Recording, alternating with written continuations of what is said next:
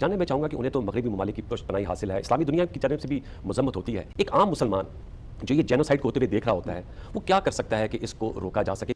जी, तो आपने देखा कि डॉक्टर ज़ाकिर नाइक साहब से एक तवील सवाल पूछा एक एंकर ने बड़ी दलेरी के साथ कि फ़लस्तीन वाले मामले में, इसराइल वाले मामले के अंदर मुसलमानों को या मुसलमानों की आवाम को क्या करना चाहिए। अच्छा, ये सवाल तो इन्होंने आवाम या कॉमन लोगों के हवाले से पूछा था, हुकूमतों के हवाले से नहीं पूछा। लेकिन डॉक्टर ज़ाकिर नाइक साहब ने क्या जवाब दिया वो भी अभी आगे चल के आपको दिखाएंगे, उसका एक बड़ा हिस्सा।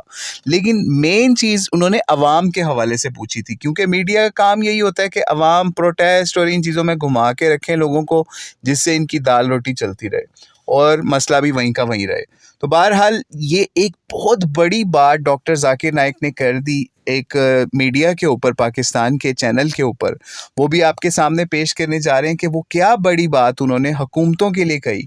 पहले तो ये समझ लीजिए, उन्होंने 15 पॉइंट्स की एक अपनी स्पीच है, उसका रेफरेंस दिया डॉक्टर ज़ाकिर नाइक साहब ने, कि आप वो सुनिए, जिसके अंदर उन्होंने सारे हर लेवल के लोगों के लिए बताया कि कौन क्या कर सकता है, ठीक है।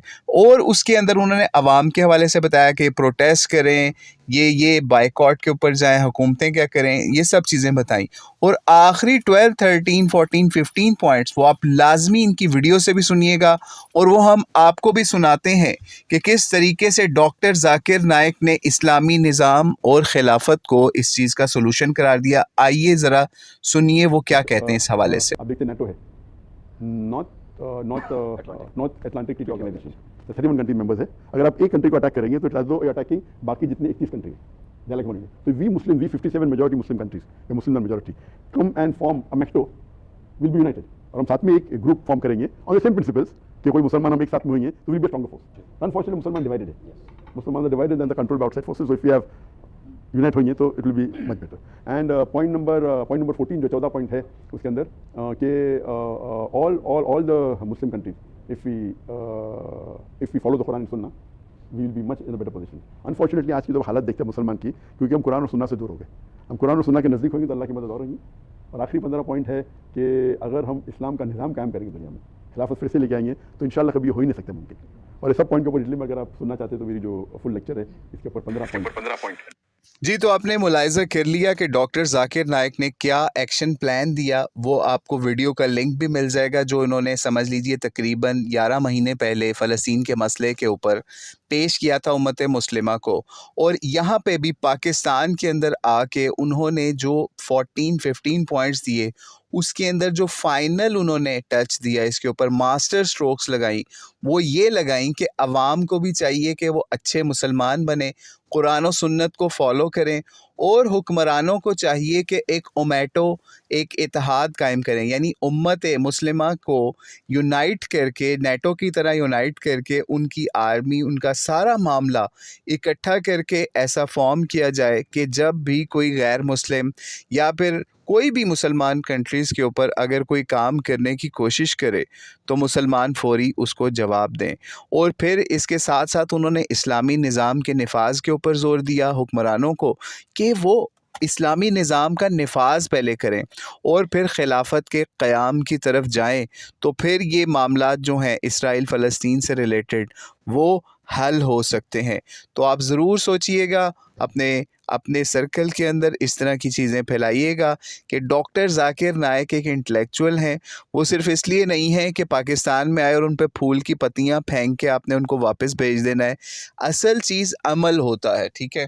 वो अगर बंदा आपको दीन की तरफ, दीन के निज़ाम की तरफ, इस्लाम की तरफ, कुरान और सुन्नत की तरफ आपको राग़िब कर रहा है, और इसीलिए वो यहाँ पे आया है और एक एंकर के सवाल के जवाब के अंदर वो हर लेवल को झंझोड़ के गया है। तो अगर आप इसके ऊपर कोई काम कर सकते हैं तो डॉक्टर ज़ाकिर नाइक के पाकिस्तान आने का कोई फ़ायदा होगा। अदरवाइज़ जिस तरह पहले लोग बाहर से आते हैं, यहाँ पे आते हैं, अपना बयान करते हैं, चले जाते हैं, और हमने कुछ नहीं करना, हमारी हुकूमतों ने कुछ नहीं करना, तो ये भी उनमें से ही एक किस्सा पारीना बन के रह जाएंगे डॉक्टर ज़ाकिर नाइक का विज़िट।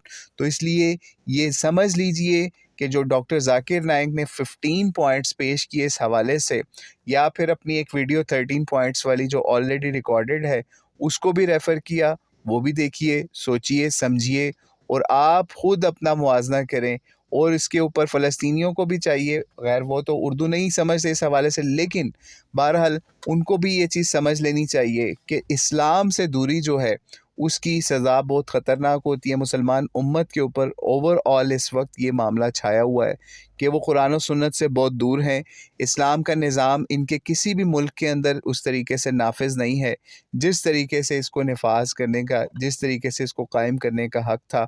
तो अल्लाह ताला से दुआ है, अल्लाह ताला मुसलमान हुक्मरानों को, मुसलमानों की आवाम को ये शऊर दे कि वो इस निज़ाम की तरफ सोचें, समझें, ताकि उनके जो बड़े मसाइल हैं दुनियावी लिहाज से, जैसे फ़लस्तीन वाला मामला या और मामलात, वो भी हल हों, उससे वो स्ट्रॉन्ग होंगे। अदरवाइज़ वो इसी तरीके से मार खाते रहेंगे जैसे वो फ़लस्तीन में खा रहे हैं, जैसे वो दीगर मुसलमान कंट्रीज़, दीगर जगहों के ऊपर लबनान की शक्ल में, सीरिया की शक्ल में, यमन की शक्ल में इस वक्त तबाही के धाने पे खड़े हुए हैं। तो अल्लाह ताला से दुआ है, अल्लाह ताला मुसलमानों को इन मामलात के ऊपर अमल की तौफ़ीक अता फ़रमाए ताकि मुसलमान दोबारा से अपना वो तशख़्ख़ुस बहाल कर सकें जो खिलाफत राशिदा में था, या फिर जो नबी अलैहिस्सलाम के दौर के अंदर नबी इस्लाम ने इस दीन को कायम करके दिखाया। वल्लाहु आलम बिस्सवाब। अस्सलामु अलैकुम व रहमतुल्लाहि व बरकातुहू।